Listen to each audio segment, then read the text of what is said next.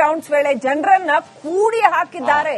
ಸಂಕಷ್ಟ ಹೇಳ್ಕೊಳ್ಳಕ್ಕೆ ಬಂದಿರತಕ್ಕಂತ ಜನರನ್ನ ವರ್ತೂರ್ನಲ್ಲಿ ಕೂಡ ಹಾಕಿದ್ದಾರೆ. ಶಾಲೆ ಕಾಂಪೌಂಡ್ ಒಳಗಡೆ ಜನರನ್ನ ಕೂಡ ಹಾಕಿ ಆಮೇಲೆ ಸಿಎಂ ಹೋದ್ಮೇಲೆ ಬಿಟ್ಟಿದ್ದಾರೆ. ಏನ್ ದನಗಳ ಜನಗಳನ್ನ ಶಾಲೆಯ ಕಾಂಪೌಂಡ್ ಒಳಗಡೆ ಕೂಡ ಹಾಕಿ ಬೀಗ ಹಾಕಿದ್ದಾರೆ ಗೇಟ್ಗೆ. ಅದ್ಯಾರ ಆಫೀಸರ್ ನೋಡಿ ಅವ್ರನ್ನ ಸಸ್ಪೆಂಡ್ ಮಾಡ್ಬೇಕು ಅವ್ರನ್ನ.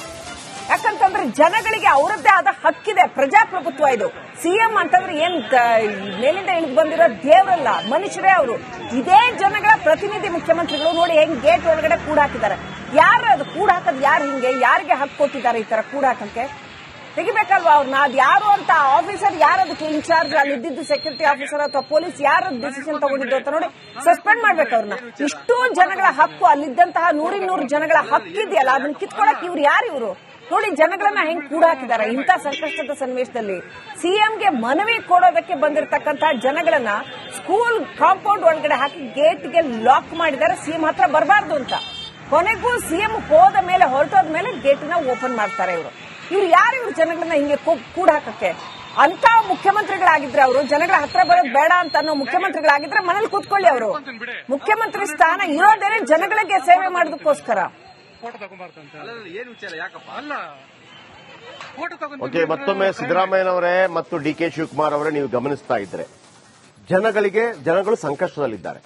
ನೀವು ಅವರ ಬಳಿಗೆ ಬಂದಾಗ ಅವರಿಗೆ ಮುಖ್ಯವಾಗಿ ಅವಕಾಶ ಕೊಡಬೇಕು. ಅಥವಾ ಕೊಡದಿದ್ರು ಕೂಡ ಈಗ ಒಂದು ಪ್ರತಿಭಟನೆ ಆಗುತ್ತೆ, ಮತ್ತೊಂದಾಗುತ್ತೆ. ನಾವೇನ್ ಹೇಳ್ತೀವಿ? 4 ಜನ ಬರ್ರಪ್ಪ, ನಿಮ್ದು ಏನಿದೆ ಪ್ರಾಬ್ಲಮ್ಗಳು ಹೇಳಿ. ಅದನ್ನ ಹೇಳ್ತೀವಿ. ನೀವ್ ಯಾಕೆ ಅಡ್ಡ ಬರ್ತೀರಿ ಜನಗಳ? ಈಗ ಮಳೆ ನೀವು ಬರೆಸಿದ್ದ ಅಧಿಕಾರಿಗಳು ಬರೆಸಿದ್ದಲ್ವಲ್ಲ.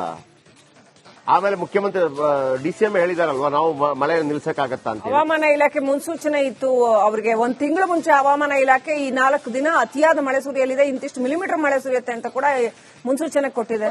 ಆಯ್ತಪ್ಪ, ಓಕೆ, ಈಗ ಮಳೆ ಬಂತು, ಮತ್ತೊಂದಾಯ್ತು. ಆದ್ರೆ ಅವರ ಅಹವಾಲನ್ನು ಹೇಳೋದಕ್ಕೆ ಅವಕಾಶ ಕೊಡಿ. ಮುಖ್ಯಮಂತ್ರಿಗಳು ಅಟ್ಲೀಸ್ಟ್ ಅರ್ಥ ಆಗಲಿ ಸಮಸ್ಯೆ ಏನು ಅಂತ ಹೇಳಿ. ನೀವ್ಯಾಕೆ ಮಧ್ಯದಲ್ಲಿ ಕಡ್ಡಿ ಅಲ್ಲಾಡಿಸ್ತೀರಿ ಹೋಗದಂಗೆ? ನಿಮ್ಮ ಪ್ರಾಬ್ಲಮ್ ಏನು? ನೀವು ಯಾವ್ದು ಗೊತ್ತಾ, ನೀವು ತಡಿಬೇಕಾಗಿರುವಂತದ್ದು, ಒಂದು ವೇಳೆ ಪ್ರಧಾನಮಂತ್ರಿಗಳು ಮುಖ್ಯಮಂತ್ರಿಗಳು ಬಂದಾಗ ಈ ಕಪ್ಪು ಬಾವುಟ ಪ್ರದರ್ಶನ ಇದೆಲ್ಲ ಸ್ವಲ್ಪ ಮಾಡಬಾರ್ದು ಅನ್ನೋ ಕಾರಣಕ್ಕಾಗಿ ನೀವು ಎಚ್ಚರಿಕೆ ವಹಿಸಬೇಕು. ಬಿಟ್ರೆ ಇದಲ್ಲ, ಇದು ಜನಸಾಮಾನ್ಯರ ಅಳಲು. ಇವರ ಧ್ವನಿಯನ್ನ ಕೇಳಕ್ಕಿರೋದೇ ಮುಖ್ಯಮಂತ್ರಿಗಳು. ಇದು ರಾಜಕೀಯ ಅಲ್ಲ. ಇದು ಅಲ್ಲಿ ಬಿಜೆಪಿ ಓಟ್ ಹಾಕಿದ್ನೋ ಕಾಂಗ್ರೆಸ್ ಓಟ್ ಹಾಕಿದ್ನೋ ಅಲ್ಲ. ಒಬ್ಬೇ ಮುಖ್ಯಮಂತ್ರಿ ಆದ ನಂತರ ಪ್ರತಿಯೊಬ್ಬರು ಕೂಡ ಮುಖ್ಯಮಂತ್ರಿ. ಆ ಜನಗಳ ಸಮಸ್ಯೆಗಳನ್ನು ಅವರು ಆಲಿಸಬೇಕು. ಇಲ್ಲಾಂತಂದ್ರೆ ಯಾವ ನಾಯಕರು ಅವರೆಲ್ಲ?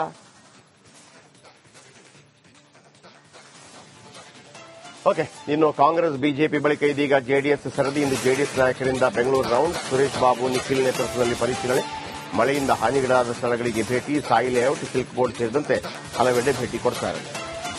ವಿಪಕ್ಷ ನಾಯಕ ಸುರೇಶ್ ಬಾಬು ಜೆಡಿಎಸ್ ಮತ್ತು ಯುವ ನಾಯಕ ನಿಖಿಲ್ ಕುಮಾರಸ್ವಾಮಿ ನೇತೃತ್ವದಲ್ಲಿ ಭೇಟಿಯನ್ನ ಕೊಡ್ತಾರೆ. ನಿನ್ನೆ ಸರ್ಕಾರ, ಇದೀಗ ವಿರೋಧ ಪಕ್ಷ. ಮೊನ್ನೆ ಬಿಜೆಪಿ ಟೀಮ್ನಿಂದ ಕೂಡ ಪರಿಶೀಲನೆ ಆಯಿತು. ನನಗೆ ಈ ಪರಿಶೀಲನೆ ಅನ್ನೋದೇ ಇದೆಯಲ್ಲ ಒಂಥರ ಡ್ರಾಮಾ ಅನ್ಸುತ್ತೆ. ನೀವು ಬಂದಿರೋದು ಅವ್ರಿಗೆ ಏನಾಗಬೇಕಾಗಿದೆ? ನೀವು ಬಂದು ನೋಡ್ಕೊಂಡು ಹೋಗೋದ್ರಿಂದ ಅವ್ರಿಗೆ ಏನ್ರಿ ಆಗಬೇಕಾಗಿದೆ? ನೀವು 3 ಪಕ್ಷದವರು ಕೂತು ಇದಕ್ಕೊಂದು ಶಾಶ್ವತ ಪರಿಹಾರ ಕಂಡುಹಿಡಿಯೋಕೆ ನಿಮ್ಗೆ ಯೋಗ್ಯತೆ ಇದೆಯನ್ರಿ? ನೀವು ಬಂದು ನೋಡಿ ಹೋಗೋದಂತೆ. ಇವ್ರುಗಳ ಮನೆ ಮುಳುಗಿಲ್ವಲ್ಲ? ಇವ್ರುಗಳ ಮನೆ ಮುಳುಗಿದ್ರೆ ನಾವು ಬಂದು ನೋಡ್ತಿದ್ವಿ. ಹೌದು, ಹೇಗಿದೆ ಅಂತ ಹೋಗಿ ನೋಡಬಹುದಾಗಿತ್ತು. ರೌಂಡ್ಸ್ ವೇಳೆ ಜನರನ್ನ ಕೂಡಿ ಹಾಕಿದ್ದಾರೆ. ಸಂಕಷ್ಟ ಹೇಳ್ಕೊಳ್ಳಕ್ಕೆ ಬಂದಿರತಕ್ಕಂತ ಜನರನ್ನ ವರ್ತೂರ್ನಲ್ಲಿ ಕೂಡ ಹಾಕಿದ್ದಾರೆ. ಶಾಲೆ ಕಾಂಪೌಂಡ್ ಒಳಗಡೆ ಜನರನ್ನ ಕೂಡ ಹಾಕಿ ಆಮೇಲೆ ಸಿಎಂ ಹೋದ್ಮೇಲೆ ಬಿಟ್ಟಿದ್ದಾರೆ. ಏನ್ ದನಗಳ ಜನಗಳನ್ನ ಶಾಲೆಯ ಕಾಂಪೌಂಡ್ ಒಳಗಡೆ ಕೂಡ ಹಾಕಿ ಬೀಗ ಹಾಕಿದ್ದಾರೆ ಗೇಟ್ಗೆ. ಅದ್ಯಾರ ಆಫೀಸರ್ ನೋಡಿ ಅವ್ರನ್ನ ಸಸ್ಪೆಂಡ್ ಮಾಡ್ಬೇಕು ಅವ್ರನ್ನ. ಯಾಕಂತಂದ್ರೆ ಜನಗಳಿಗೆ ಅವರದ್ದೇ ಆದ ಹಕ್ಕಿದೆ. ಪ್ರಜಾಪ್ರಭುತ್ವ ಇದು. ಸಿಎಂ ಅಂತಂದ್ರೆ ಏನ್ ಮೇಲಿಂದ ಇಳಿದು ಬಂದಿರೋ ದೇವರಲ್ಲ, ಮನುಷ್ಯರೇ ಅವರು. ಇದೇ ಜನಗಳ ಪ್ರತಿನಿಧಿ ಮುಖ್ಯಮಂತ್ರಿಗಳು ನೋಡಿ ಹೆಂಗ್ ಗೇಟ್ ಒಳಗಡೆ ಕೂಡ ಹಾಕಿದ್ದಾರೆ. ಯಾರು ಅದು ಕೂಡ ಹಾಕೋದು? ಯಾರು ಹಿಂಗೆ ಯಾರಿಗೆ ಹಕ್ಕು ಕೊಟ್ಟಿದ್ದಾರೆ ಈ ತರ ಕೂಡ ಹಾಕಕ್ಕೆ? ತೆಗಿಬೇಕಲ್ವಾ ಅವ್ರನ್ನ? ಅದ್ ಯಾರು ಅಂತ ಆಫೀಸರ್ ಯಾರು ಅದಕ್ಕೆ ಇನ್ಚಾರ್ಜ್, ಅಲ್ಲಿ ಇದ್ದಿದ್ದು ಸೆಕ್ಯೂರಿಟಿ ಆಫೀಸರ್ ಅಥವಾ ಪೊಲೀಸ್ ಯಾರು ಡಿಸಿಷನ್ ತಗೊಂಡಿದ್ದು ಅಂತ ನೋಡಿ ಸಸ್ಪೆಂಡ್ ಮಾಡ್ಬೇಕು ಅವ್ರನ್ನ. ಇಷ್ಟೂ ಜನಗಳ ಹಕ್ಕು, ಅಲ್ಲಿದ್ದಂತಹ 100 ಜನಗಳ ಹಕ್ಕಿದೆಯಲ್ಲ, ಅದನ್ನ ಕಿತ್ಕೊಳಕ್ ಇವ್ರು ಯಾರು? ಇವರು ನೋಡಿ ಜನಗಳನ್ನ ಹೆಂಗ್ ಕೂಡ ಹಾಕಿದ್ದಾರೆ. ಇಂಥ ಸಂಕಷ್ಟದ ಸನ್ನಿವೇಶದಲ್ಲಿ ಸಿಎಂಗೆ ಮನವಿ ಕೊಡೋದಕ್ಕೆ ಬಂದಿರತಕ್ಕಂತಹ ಜನಗಳನ್ನ ಸ್ಕೂಲ್ ಕಾಂಪೌಂಡ್ ಒಳಗಡೆ ಹಾಕಿ ಗೇಟ್ಗೆ ಲಾಕ್ ಮಾಡಿದ್ದಾರೆ. ಸಿಎಂ ಹತ್ರ ಬರಬಾರ್ದು ಅಂತ. ಕೊನೆಗೂ ಸಿಎಂ ಹೋದ ಮೇಲೆ ಹೊರಟೋದ ಮೇಲೆ ಗೇಟ್ ನ ಓಪನ್ ಮಾಡ್ತಾರೆ ಇವರು. ಇವ್ರು ಯಾರು? ಇವ್ರು ಜನಗಳನ್ನ ಹಿಂಗೆ ಕೂಡ ಹಾಕಕ್ಕೆ? ಅಂತ ಮುಖ್ಯಮಂತ್ರಿಗಳಾಗಿದ್ರೆ ಅವರು ಜನಗಳ ಹತ್ರ ಬರೋದು ಬೇಡ ಅಂತ ಅನ್ನೋ ಮುಖ್ಯಮಂತ್ರಿಗಳಾಗಿದ್ರೆ ಮನೇಲಿ ಕೂತ್ಕೊಳ್ಳಿ ಅವರು. ಮುಖ್ಯಮಂತ್ರಿ ಸ್ಥಾನ ಇರೋದೇನೆ ಜನಗಳಿಗೆ ಸೇವೆ ಮಾಡೋದಕ್ಕೋಸ್ಕರ. ಓಕೆ, ಮತ್ತೊಮ್ಮೆ ಸಿದ್ದರಾಮಯ್ಯನವರೇ ಮತ್ತು ಡಿ.ಕೆ. ಶಿವಕುಮಾರ್ ಅವರೇ, ನೀವು ಗಮನಿಸ್ತಾ ಇದ್ರೆ ಜನಗಳು ಸಂಕಷ್ಟದಲ್ಲಿದ್ದಾರೆ. ನೀವು ಅವರ ಬಳಿಗೆ ಬಂದಾಗ ಅವರಿಗೆ ಮುಖ್ಯವಾಗಿ ಅವಕಾಶ ಕೊಡಬೇಕು. ಅಥವಾ ಕೊಡದಿದ್ರು ಕೂಡ ಈಗ ಒಂದು ಪ್ರತಿಭಟನೆ ಆಗುತ್ತೆ, ಮತ್ತೊಂದಾಗುತ್ತೆ. ನಾವೇನ್ ಹೇಳ್ತೀವಿ, 4 ಜನ ಬರ್ರಪ್ಪ, ನಿಮ್ದು ಏನಿದೆ ಪ್ರಾಬ್ಲಮ್ಗಳು ಹೇಳಿ. ಅದನ್ನ ಹೇಳ್ತೀವಿ. ನೀವ್ ಯಾಕೆ ಅಡ್ಡ ಬರ್ತೀರಿ ಜನಗಳ? ಈಗ ಮಳೆ ನೀವು ಬರೆಸಿದ್ದ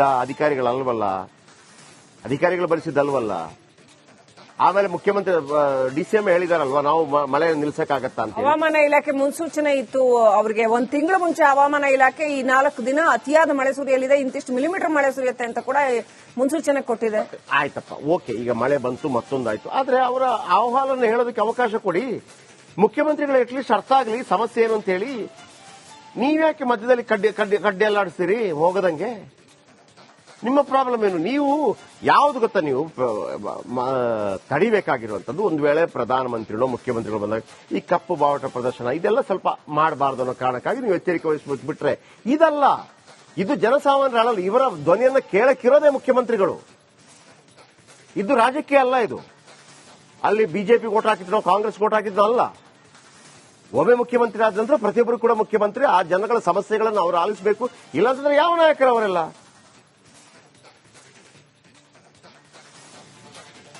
ಓಕೆ, ಇನ್ನು ಕಾಂಗ್ರೆಸ್ ಬಿಜೆಪಿ ಬಳಿಕ ಇದೀಗ ಜೆಡಿಎಸ್ ಸರದಿ. ಇಂದು ಜೆಡಿಎಸ್ ನಾಯಕರಿಂದ ಬೆಂಗಳೂರು ರೌಂಡ್. ಸುರೇಶ್ ಬಾಬು, ನಿಖಿಲ್ ನೇತೃತ್ವದಲ್ಲಿ ಪರಿಶೀಲನೆ. ಮಳೆಯಿಂದ ಹಾನಿಗೀಡಾದ ಸ್ಥಳಗಳಿಗೆ ಭೇಟಿ. ಸಾಯಿ ಲೇಔಟ್, ಸಿಲ್ಕ್ ಬೋರ್ಡ್ ಸೇರಿದಂತೆ ಹಲವೆಡೆ ಭೇಟಿ ಕೊಡ್ತಾರೆ. ವಿಪಕ್ಷ ನಾಯಕ ಸುರೇಶ್ ಬಾಬು ಜೆಡಿಎಸ್ ಮತ್ತು ಯುವ ನಾಯಕ ನಿಖಿಲ್ ಕುಮಾರಸ್ವಾಮಿ ನೇತೃತ್ವದಲ್ಲಿ ಭೇಟಿಯನ್ನ ಕೊಡ್ತಾರೆ. ನಿನ್ನೆ ಸರ್ಕಾರ, ಇದೀಗ ವಿರೋಧ ಪಕ್ಷ. ಮೊನ್ನೆ ಬಿಜೆಪಿ ಟೀಮ್ನಿಂದ ಕೂಡ ಪರಿಶೀಲನೆ ಆಯಿತು. ನನಗೆ ಈ ಪರಿಶೀಲನೆ ಅನ್ನೋದೇ ಇದೆಯಲ್ಲ, ಒಂಥರ ಡ್ರಾಮಾ ಅನ್ಸುತ್ತೆ. ನೀವು ಬಂದಿರೋದು ಅವ್ರಿಗೆ ಏನಾಗಬೇಕಾಗಿದೆ? ನೀವು ಬಂದು ನೋಡ್ಕೊಂಡು ಹೋಗೋದ್ರಿಂದ ಅವ್ರಿಗೆ ಏನ್ರಿ ಆಗಬೇಕಾಗಿದೆ? ನೀವು 3 ಪಕ್ಷದವರು ಕೂತು ಇದಕ್ಕೊಂದು ಶಾಶ್ವತ ಪರಿಹಾರ ಕಂಡುಹಿಡಿಯೋಕೆ ನಿಮ್ಗೆ ಯೋಗ್ಯತೆ ಇದೆಯಲ್ರಿ? ನೀವು ಬಂದು ನೋಡಿ ಹೋಗೋದಂತೆ. ಇವ್ರುಗಳ ಮನೆ ಮುಳುಗಿಲ್ವಲ್ಲ. ಇವ್ರುಗಳ ಮನೆ ಮುಳುಗಿದ್ರೆ ನಾವು ಬಂದು ನೋಡ್ತಿದ್ವಿ. ಹೌದು, ಹೇಗಿದೆ ಅಂತ ಹೋಗಿ ನೋಡಬಹುದಾಗಿತ್ತು. ರೌಂಡ್ಸ್ ವೇಳೆ ಜನರನ್ನ ಕೂಡಿ ಹಾಕಿದ್ದಾರೆ. ಸಂಕಷ್ಟ ಹೇಳ್ಕೊಳ್ಳಕ್ಕೆ ಬಂದಿರತಕ್ಕಂತ ಜನರನ್ನ ವರ್ತೂರ್ನಲ್ಲಿ ಕೂಡ ಹಾಕಿದ್ದಾರೆ. ಶಾಲೆ ಕಾಂಪೌಂಡ್ ಒಳಗಡೆ ಜನರನ್ನ ಕೂಡ ಹಾಕಿ ಆಮೇಲೆ ಸಿಎಂ ಹೋದ್ಮೇಲೆ ಬಿಟ್ಟಿದ್ದಾರೆ. ಏನ್ ದನಗಳ ಜನಗಳನ್ನ ಶಾಲೆಯ ಕಾಂಪೌಂಡ್ ಒಳಗಡೆ ಕೂಡ ಹಾಕಿ ಬೀಗ ಹಾಕಿದ್ದಾರೆ ಗೇಟ್ಗೆ. ಅದ್ಯಾರ ಆಫೀಸರ್ ನೋಡಿ ಅವ್ರನ್ನ ಸಸ್ಪೆಂಡ್ ಮಾಡ್ಬೇಕು ಅವ್ರನ್ನ. ಯಾಕಂತಂದ್ರೆ ಜನಗಳಿಗೆ ಅವರದ್ದೇ ಆದ ಹಕ್ಕಿದೆ. ಪ್ರಜಾಪ್ರಭುತ್ವ ಇದು. ಸಿಎಂ ಅಂತಂದ್ರೆ ಏನ್ ಮೇಲಿಂದ ಇಳಿದು ಬಂದಿರೋ ದೇವರಲ್ಲ, ಮನುಷ್ಯರೇ ಅವರು.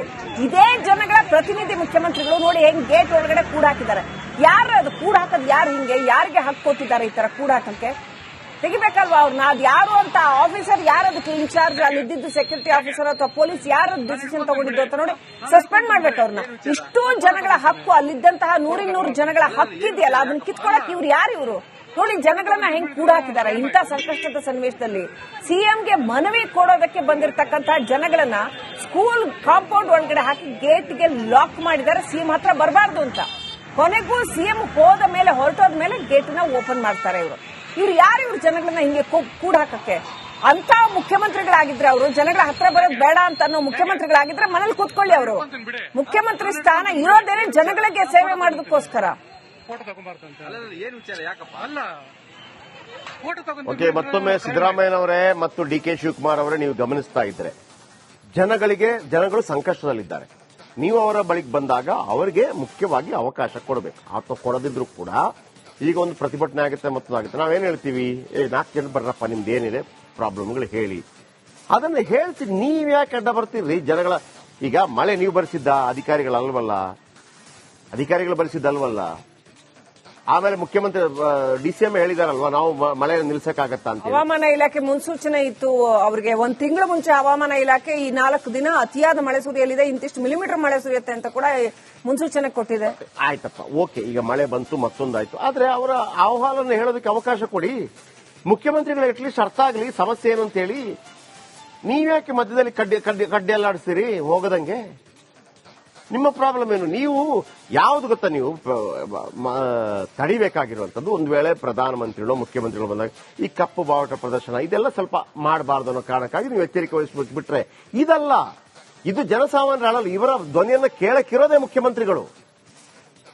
ಇದು ರಾಜಕೀಯ ಅಲ್ಲ. ಇದು ಅಲ್ಲಿ ಬಿಜೆಪಿ ವೋಟ್ ಹಾಕಿದ್ನೋ ಕಾಂಗ್ರೆಸ್ ವೋಟ್ ಹಾಕಿದ್ನೋ ಅಲ್ಲ. ಒಮ್ಮೆ ಮುಖ್ಯಮಂತ್ರಿ ಆದ ನಂತರ ಪ್ರತಿಯೊಬ್ಬರು ಕೂಡ ಮುಖ್ಯಮಂತ್ರಿ. ಆ ಜನಗಳ ಸಮಸ್ಯೆಗಳನ್ನು ಅವರು ಆಲಿಸಬೇಕು. ಇಲ್ಲಾಂತಂದ್ರೆ ಯಾವ ನಾಯಕರು ಅವರೆಲ್ಲ?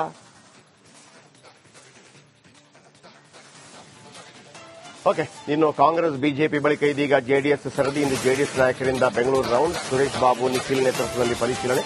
ಮಳೆಯಿಂದ ಹಾನಿಗೀಡಾದ ಸ್ಥಳಗಳಿಗೆ ಭೇಟಿ. ಸಾಯಿ ಲೇಔಟ್, ಸಿಲ್ಕ್ ಬೋರ್ಡ್ ಸೇರಿದಂತೆ ಹಲವೆಡೆ ಭೇಟಿ ಕೊಡ್ತಾರೆ. ವಿಪಕ್ಷ ನಾಯಕ ಸುರೇಶ್ ಬಾಬು ಜೆಡಿಎಸ್ ಮತ್ತು ಯುವ ನಾಯಕ ನಿಖಿಲ್ ಕುಮಾರಸ್ವಾಮಿ ನೇತೃತ್ವದಲ್ಲಿ ಭೇಟಿಯನ್ನ ಕೊಡ್ತಾರೆ. ನಿನ್ನೆ ಸರ್ಕಾರ, ಇದೀಗ ವಿರೋಧ ಪಕ್ಷ. ಮೊನ್ನೆ ಬಿಜೆಪಿ ಟೀಮ್ನಿಂದ ಕೂಡ ಪರಿಶೀಲನೆ ಆಯಿತು. ನನಗೆ ಈ ಪರಿಶೀಲನೆ ಅನ್ನೋದೇ ಇದೆಯಲ್ಲ ಒಂಥರ ಡ್ರಾಮಾ ಅನಿಸುತ್ತೆ. ನೀವು ಬಂದಿರೋದು ಅವ್ರಿಗೆ ಏನಾಗಬೇಕಾಗಿದೆ? ನೀವು ಬಂದು ನೋಡ್ಕೊಂಡು ಹೋಗೋದ್ರಿಂದ ಅವ್ರಿಗೆ ಏನ್ರಿ ಆಗಬೇಕಾಗಿದೆ? ನೀವು ಮೂರೂ ಪಕ್ಷದವರು ಕೂತು ಇದಕ್ಕೊಂದು ಶಾಶ್ವತ ಪರಿಹಾರ ಕಂಡುಹಿಡಿಯೋಕೆ ನಿಮ್ಗೆ ಯೋಗ್ಯತೆ ಇದೆಯೇನ್ರಿ? ನೀವು ಬಂದು ನೋಡಿ ಹೋಗೋದಂತೆ. ಇವ್ರುಗಳ ಮನೆ ಮುಳುಗಿಲ್ವಲ್ಲ. ಇವ್ರುಗಳ ಮನೆ ಮುಳುಗಿದ್ರೆ ನಾವು ಬಂದು ನೋಡ್ತಿದ್ವಿ. ಹೌದು, ಹೇಗಿದೆ ಅಂತ ಹೋಗಿ ನೋಡ್ಬೋದಾಗಿತ್ತು.